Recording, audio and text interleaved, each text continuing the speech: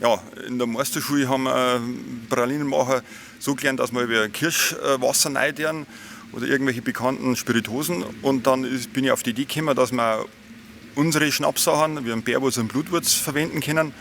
Und das war für mich gleich so ein Ansporn, dass ich Corona gegeben habe, und dann sind die Bayerwaldpralinen entstanden.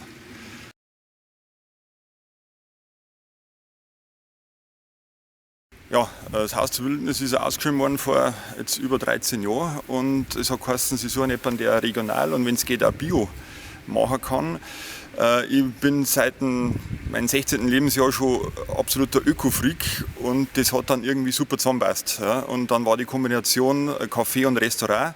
Ich bin Konditormeister, dann habe ich einen guten Koch, und durch das ist das so zustande gekommen. Also meine Leidenschaft zum Bio und zum Regionaler und meine Bodenständigkeit, das war eigentlich das ausschlaggebende Argument.